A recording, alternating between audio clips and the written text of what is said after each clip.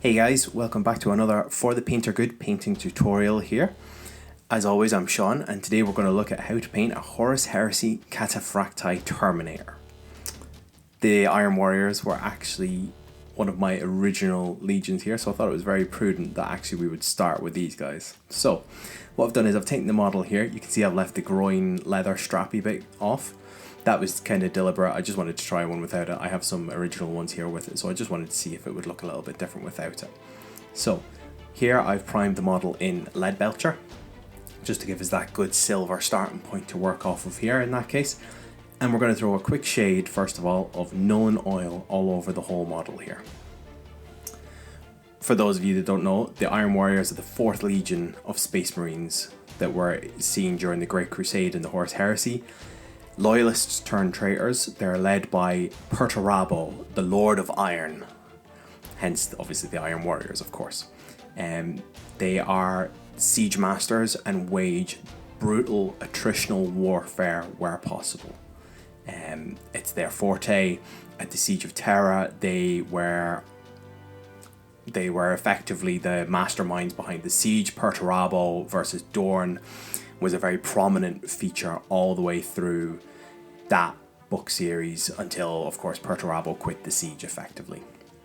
So you can see there, first of all, we've actually put the Nuln Oil all over the model here. This is just to get those recesses shaded up, get them looking nice and dark, and throw it all over the model for the Nuln Oil, by the way, in that case. And then what we're going to do is we're going to throw a second shade over it now. So this is Agrax Earth shade.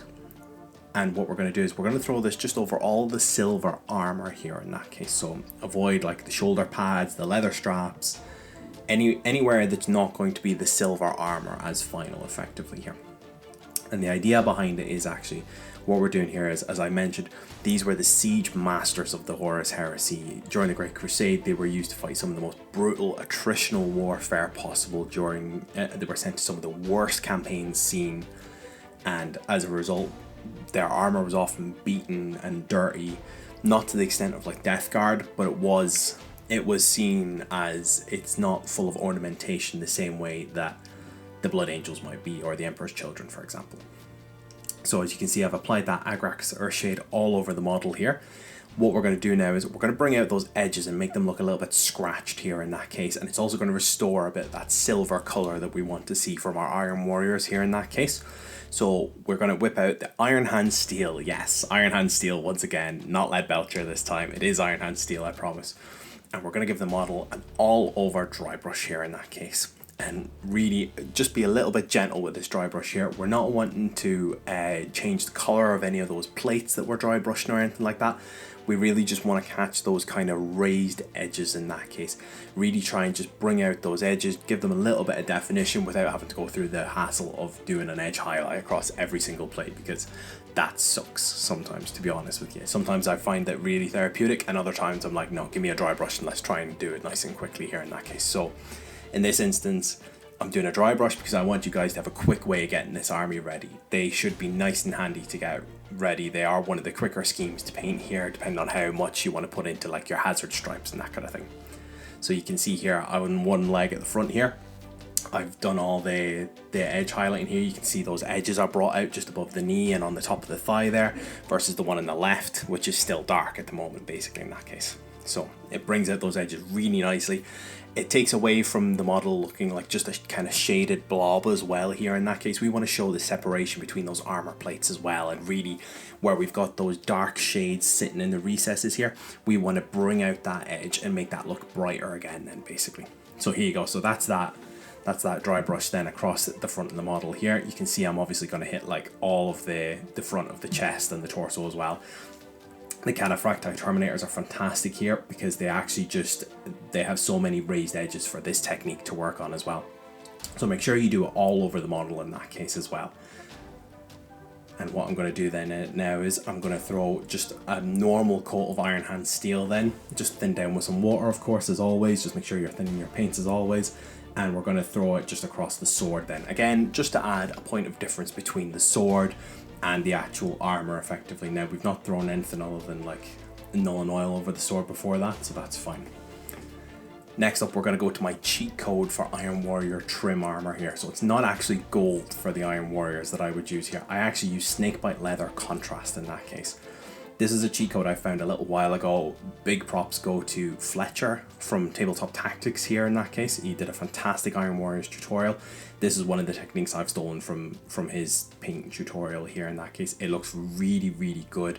It looks like a more kind of worn down gold that's not seen much polishing or ornamentation done to it and that kind of thing. And we really want that to look that way when we're painting these Iron Warriors. As I keep saying, these are the siege masters. They fight the worst campaigns. They don't have time to sit and do ornamentation to their armor or sit and have their armor polished and buffed and cleaned and that kind of stuff. These guys fight the worst campaigns of the Horus Heresy. They were sent to some of the worst things, some of the worst wars during the Horus Heresy, and as a result it shows on their armor and that kind of stuff. So this is where I'm going to apply that snakebite leather all over, just to give us that kind of beaten, it's almost like a kind of brassy look that it gives the armor, but you can still tell that there is a hint of a kind of gold to it as well in that case.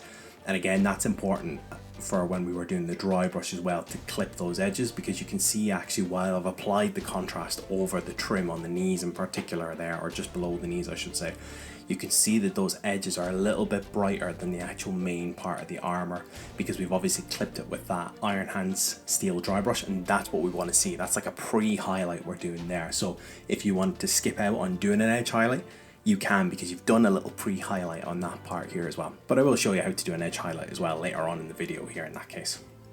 Now just take your time when you're doing this bit as well. Try not to nick the silver armor.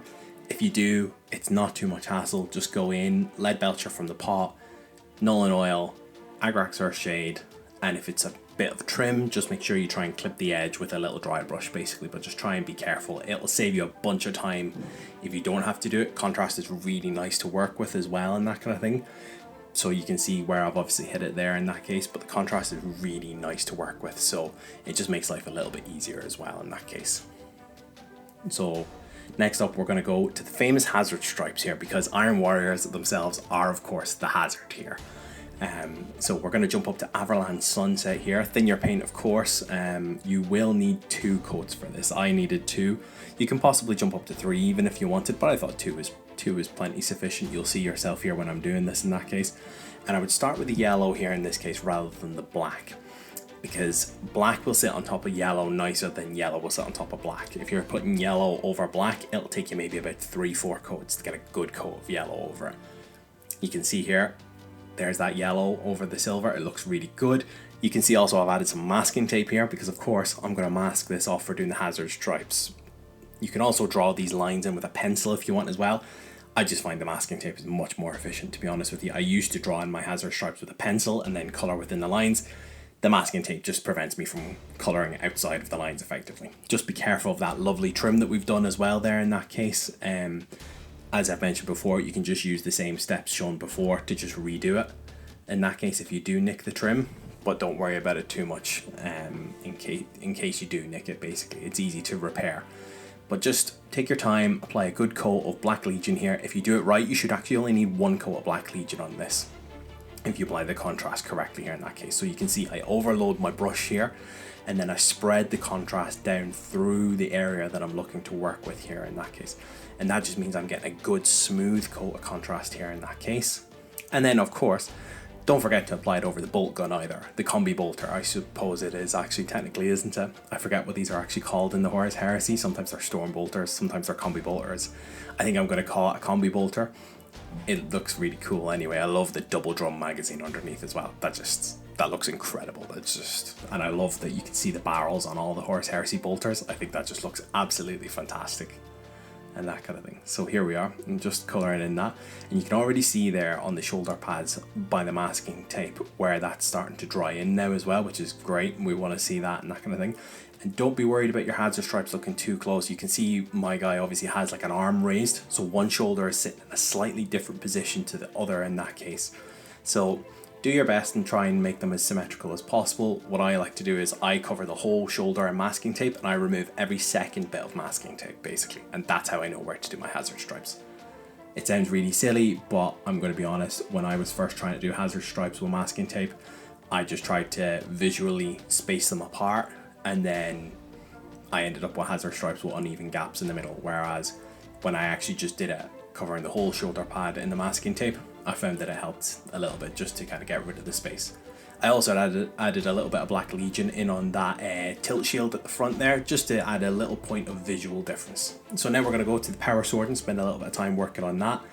We're going to water down some Frostheart here. So put some Frostheart on the bottom of the blade first, and then we're going to quickly, while it's still wet, dip our brush into some water here and that kind of stuff, clean it off, clean off the excess water, and then what we're going to do is just gently feather the Frostheart up through the power blades, or the power sword's blade I should say, sorry. And what this will do, as you can see here, it's just giving us a lovely kind of blue feel up through the blade of the sword then in that case. So we're just feathering that Frostheart up then through the blade effectively here in that case. You can see here on the other side, I'm just watering down that Frostheart there. I've gone back actually for a little bit more just to thin it down. I put a little bit too much Frostheart there and just feather up through the blade. It'll just tint the blade, sorry, with that little bit of blue that we want to see here as well. Now, a little bit of satisfaction here to watch the unveiling of the hazard stripes with the masking tape as well. It's really nice to just peel off the hazard stripes here, which is lovely. It's excellent.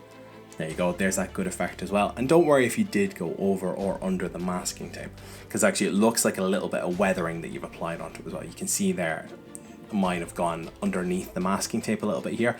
I'm not actually going to touch that. I'm going to just leave that as that effect here. It looks a little bit uneven there and that kind of thing. And what it does is it kind of tricks your eye into thinking of a little bit of weathering on there as well.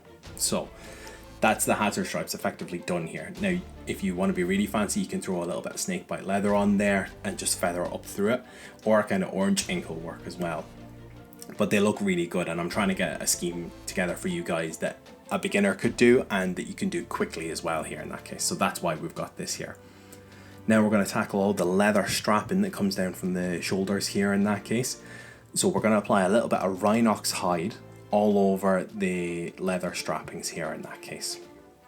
Take your time again, just try not to nick the armor where possible here, but when we can, we should try and keep it kind of quite clean and that kind of thing as well in that case. So you can see, just take your time, thin your paints, don't overload your brush here because we're back on a normal base paint here and that kind of stuff, and just work kind of through it and that kind of thing.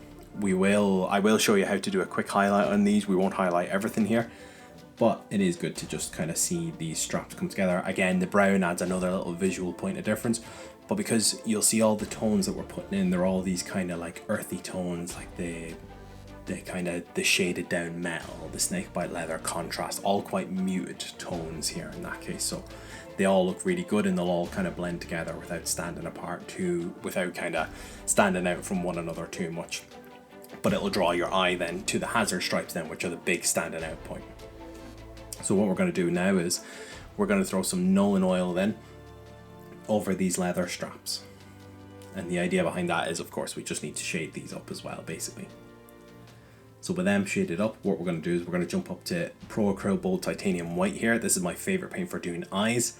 Take your time. You can see I've braced myself on the desk here. That's why I'm sitting in such an awkward position with my camera, like basically staring at my hand nearly. But you can see me just take the time and just nice steady hands. Brace yourself helps. I have both elbows on my desk here, bracing myself together to get right in here at the eyes here. The eyes are small in these Terminators, so take your time.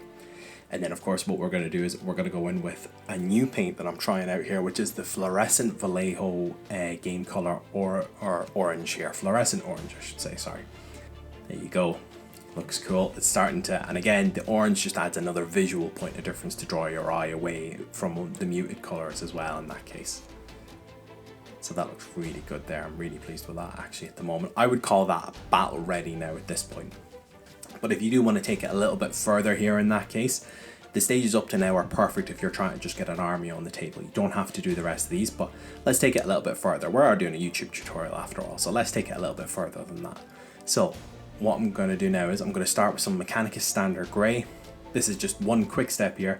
Just throw it as an edge highlight over the bolt guns. That's all you have to do here. You can throw it over the black of the hazard stripes as well if you want in that case as well. I would avoid doing that personally then in that case, but you can do it if you want to. Next up, I'm going to jump to Mornfang Brown. Apologies, I didn't put a video or a snip of the pot here of that, but it's Mornfang Brown from Games Workshop as well. And what I'm going to do is I'm just going to apply an edge highlight just all over the brown leather strappings that are coming down from the shoulders here in that case. Now, you don't have to highlight every single strap that comes down off the shoulder. Try and pick out the edges that are just the most prominent, right? These ones that are like at the kind of 90 degrees on the shoulder here, you can see they come down from there that are almost like smooth. I wouldn't try to hit them personally because I'd be too worried I would clip some of the other areas here. So you can see here that's the Mornfang Brown done now. The edge highlight looks really good on there. Actually, it just brings out those edges. As I said, be selective with what you're trying to hit as well. We don't want to draw the eye away too much from the rest of the armor here. And then what I'm doing is, you can see by how blurry the footage is, I'm sorry, but I'm trying to just put a dot of white in those eyes, into each of those eyes there. So that looks really good there. In that case, that just adds the illusion of a lens nearly of the light hitting the corner of the eye effectively here. So what we're doing here is we're just jumping in now and we're going to edge highlight some of that gold armor up then. So this is what I was telling you earlier, where we're going to actually try and brighten up some of the edges of that gold a little bit further there in that case. What we're going to do is we're going to take some Retributor armor here, and rather than actually covering it with Retributor armor, we're going to just do a little bit of an edge highlight. Pick out some of those sharpest edges if you can, that you can see there.